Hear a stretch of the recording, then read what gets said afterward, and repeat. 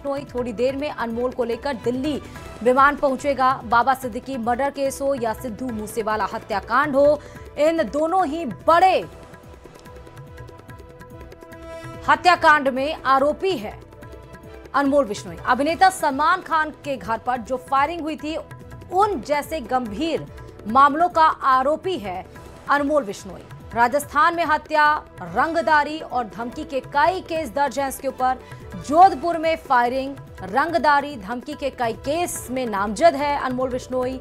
जमानत के बाद फर्जी पासपोर्ट बनवाकर ये विदेश भाग गया था और तभी से इसकी तलाश तेज हो गई थी। कई बार कोशिश की गई लेकिन हर बार ये किसी न किसी वजह से बच जाता था, लेकिन अब इसको प्रत्यर्पण करना पड़ा और अमेरिका से दिल्ली विमान थोड़ी देर में ही पहुंचेगा अनमोल बिश्नोई को लेकर। यानी कि एक जो दौर था खौफ का लोगों में अनमोल बिश्नोई को लेकर, आखिरकार अब इसके पूरे काले कारनामों की कुंडली सामने होगी और अब उसके लिए एक एक कर सजा पाने की राह पर ये चल पड़ा है। दरअसल अब बुरे दिन की शुरुआत अनमोल बिश्नोई के लिए हो गई है।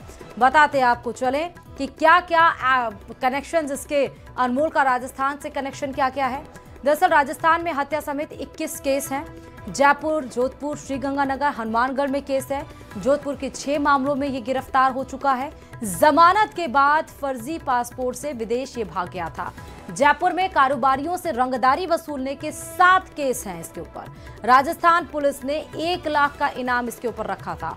अनमोल अमेरिका से डिपोर्ट कर जयपुर लाया जाएगा, लेकिन फिलहाल अमेरिका से डिपोर्ट कर इसको दिल्ली लाया जा रहा है और उसके बाद इसको जयपुर लेकर आएंगे। देखिए, ज्यादा जानकारी के साथ 2 सहयोगी हमारे साथ जुड़े हुए हैं। एक तो चंद्रशेखर हमारे सहयोगी जोधपुर से जुड़े हुए हैं और आसिफ हमारे सहयोगी जयपुर से जुड़े हुए हैं। सबसे पहले हम बात कर लेते हैं आसिफ आपसे, क्योंकि थोड़ी देर में ही अनमोल पहुंचेगा दिल्ली। टाइमिंग उसकी भी बताइए, फिर जयपुर कब लाया जाएगा वो भी बताइए।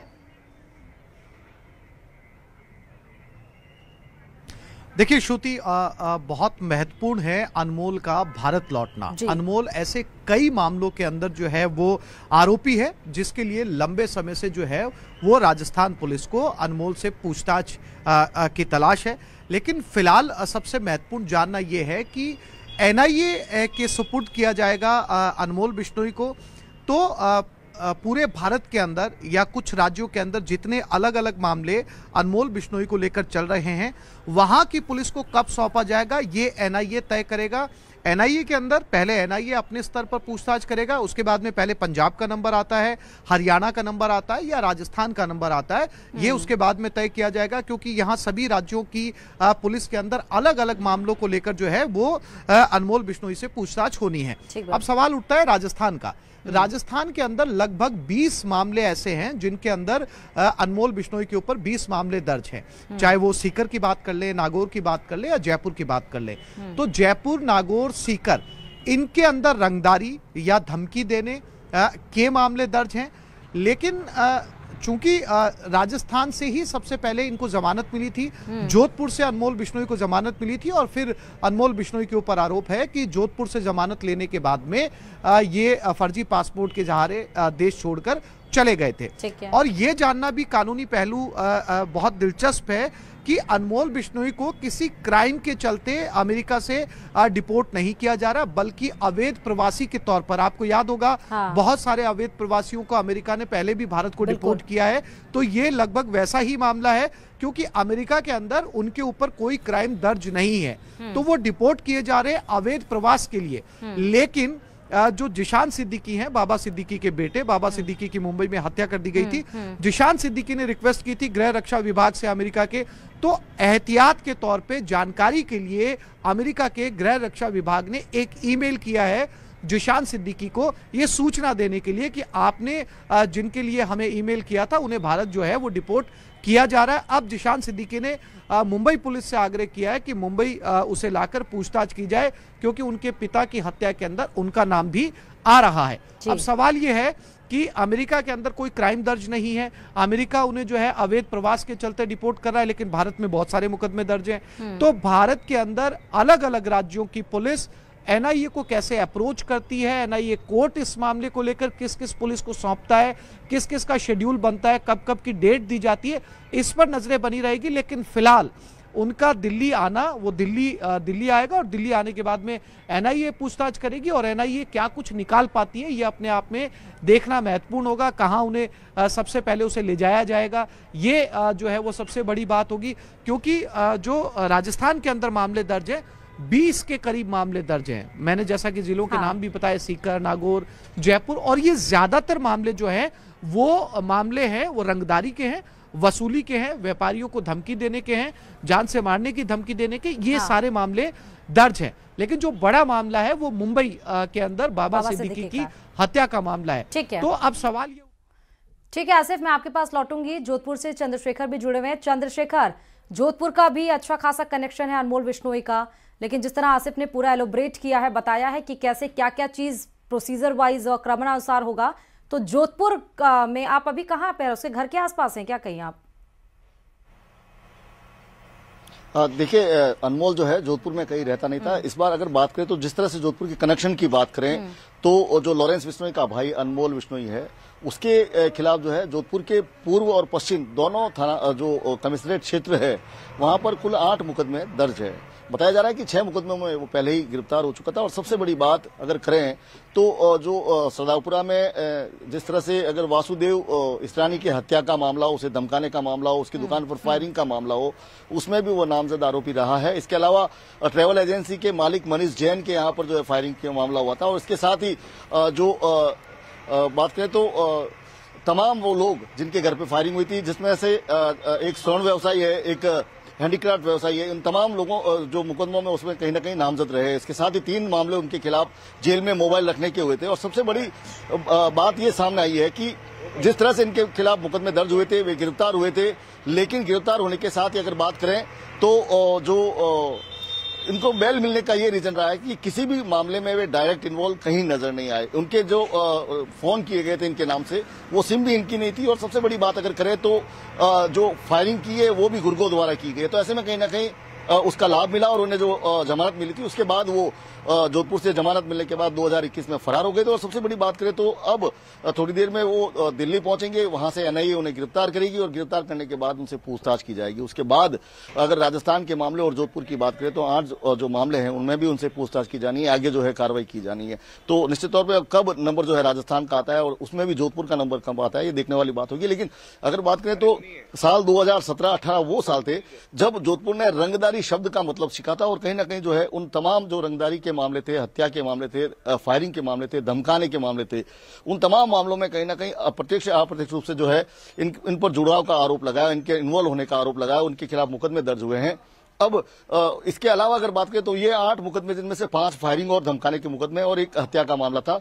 इसके अलावा कितने लोगों को धमकाया गया, कितने लोगों ने पैसे दे दिए होंगे और कितने लोग जो है उन्होंने पुलिस तक अप्रोच भी नहीं किया, तो वो अलग बात है। लेकिन सबसे बड़ी बात करें तो जिस तरह से ये तमाम मुकदमे हुए थे, उन मुकदमों में इनको गिरफ्तार भी किया गया, उसके बाद उनको बेल भी मिली और बेल मिलने के बाद वो अमेरिका चले गए थे। और जिस तरह की अभी आसिफ ने बताया था कि अमेरिका से उनको डिपोर्ट किया जा रहा है, जो अवैध तरीके से रहने के मामले में डिपोर्ट किया जा रहा है।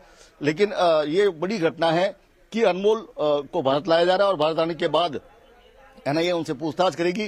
जिस तरह से सिद्धू मूसेवाला, बाबा सिद्दीकी की हत्या का मामला हो या सलमान खान के घर पर फायरिंग का मामला हो, इन तमाम मामलों में भी कहीं ना कहीं उनके ऊपर जो है आरोप लगे थे। और देखने वाली बात है कि एनआईए की जांच में क्या निकल कर आता है। लेकिन जिस तरह से लगातार जो विदेश में रहकर जिस तरह से वो बात सामने आ रही थी कि वो नेटवर्क चला रहे हैं, वो तो इन चीजों का लेकर कहीं ना कहीं खुलासा जो है अब होने की उम्मीद है। और ये एक बड़ा मूवमेंट जो है कहा जा सकता है, भारत की उन एजेंसियों को एक बड़ी सफलता कही जा सकती है जो लगातार की सर्च कर रही थी, इनकी जो है उनकी तलाश कर रही थी। जी बिल्कुल चंद्रशेखर। आसिफ, जरा मुझे ये बताइएगा कि एजेंसियां जो सर्च कर रही थी अनमोल बिश्नोई को, और अब क्योंकि पूछताछ होगी तो पहला प्रोसीजर जो हम कहते हैं ना कि ये दिल्ली आएगा, फिर उसके बाद उसको कहां लेकर जाएंगे, फिर उसके बाद क्या होगा, वो प्रोसीजर जरा बताइएगा। श्रुति, सबसे पहले तो जो है वो एक बार मैं फिर से रिपीट कर दूं, एनआईए सबसे पहले गिरफ्तार करेगी, एनआईए अनमोल बिश्नोई को गिरफ्तार करेगी। उसके बाद में जितने भी मामले हैं उसमें राष्ट्रीय सुरक्षा से जुड़े कितने मामले हैं उसको लेकर सबसे पहले एनआईए पूछताछ करेगी। अगर उसमें कुछ निकलकर सामने आता है तो सबसे पहले तो एनआईए की प्रक्रिया ही बहुत लंबी रहने वाली है पूछताछ की, और उसके बाद में जहां जहां जिस राज्य में जिस शहर के मामले दर्ज हैं वहां के डीजी जो अलग अलग स्टेट के जो डीजी हैं क्राइम ब्रांच है वो अप्रोच करेगी एनआईए को। ठीक है। संवेदनशील मामले कौन से हैं उनके हिसाब से लिस्ट तय की जाएगी कि जो ज्यादा संवेदनशील मामले उस राज्य को पहले सौंपा जाए ताकि वहां के राज्य की क्राइम ब्रांच जो है वो पूछताछ कर सके। आपको याद होगा श्रुति, एक निजी चैनल के ऊपर लॉरेंस बिश्नोई का जो है एक इंटरव्यू वायरल हुआ था जिसमें उन्होंने इंटरव्यू दिया था।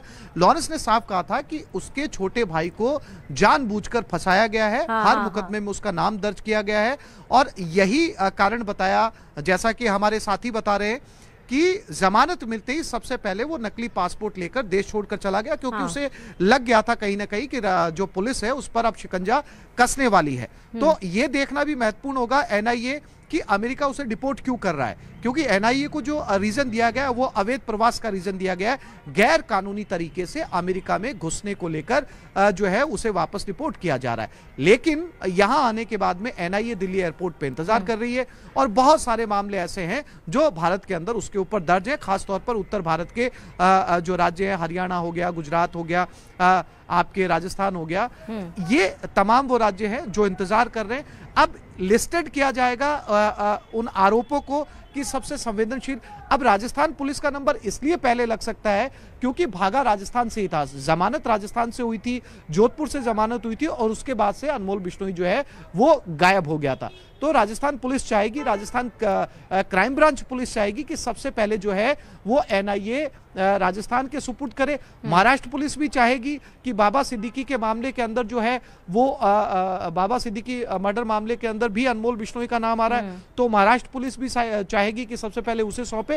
और सबसे बड़ी बात, सलमान खान के घर पे जो फायरिंग हुई थी उसके अंदर भी अनमोल बिश्नोई का नाम आ रहा है। तो महाराष्ट्र पुलिस कई सारे ऐसे मामले बताकर चाहेगी कि सबसे पहले उनके पास ज्यादा मामले तो सौंपे जाए। अब चूंकि राजस्थान के अंदर मामलों की गंभीरता क्या है, मामलों की संवेदनशीलता क्या है, राजस्थान के अंदर रंगदारी के मामले हैं, वसूली के मामले हैं, लेकिन महाराष्ट्र में देखें तो महाराष्ट्र में हत्याओं से जुड़े हुए मामले हैं। तो इन संवेदनशीलता की गंभीरता को देखते हुए जो है जिस एप्लीकेशन को कंसिडर किया जाएगा। आसिफ, मैं आपको रोकना चाहूंगी आसिफ, मैं आपके पास रिटर्न होंगी। दिल्ली से फारा हमारी सहयोगी जुड़ी हुई है। फारा, अब इंतजार तो काफी दिनों से था, साल भी बीते, लेकिन अब आखिरकार वो दिन आ गया। अनमोल बिश्नोई कितनी देर में दिल्ली पहुंचेगा? जी बिल्कुल, देखिए एक लंबा इंतज़ार था और आप ये मान लीजिए कि 1 घंटे के करीब जो है ये इंतज़ार ख़त्म हो जाएगा, क्योंकि पहले 10 बजे जो थी लैंड होने की फ़्लाइट, लेकिन अब वो डिले है, 11:30 बजे तक जो है वो फ़्लाइट आ जाएगी। एक बार मैं आपको चाहूँगी कि मेरे कैमरा पर्सन दिखाएंगे किस तरीके से जो पुलिस है वो यहाँ पर पूरी तरीके से तैनात है, क्योंकि देखिए सुरक्षा एजेंसियों के लिहाज से ये एक बहुत बड़ी सफलता है।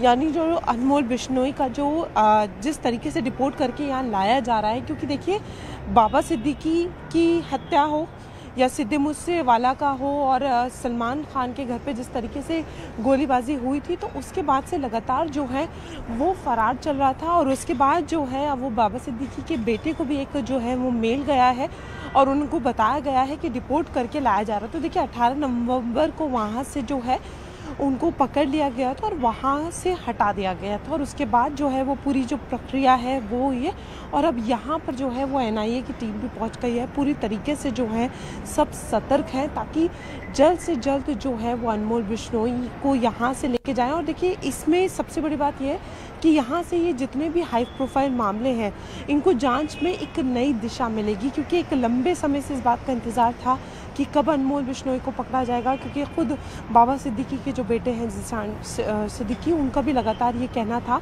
कि वो एक पीड़ित की तरह वो बार बार पूछ रहे थे कि कब एक्शन लिया जाएगा। तो अब उस तरीके से जो है एनआईए ने पूरी तरीके से टेक ओवर कर लिया है। एनआईए यहाँ मौजूद है, फ़्लाइट जो है 1.5 घंटे की देरी पर है और इस वक्त हम जो है एयरपोर्ट पर मौजूद हैं। और ये आप मान के चल सकती हैं कि जो एक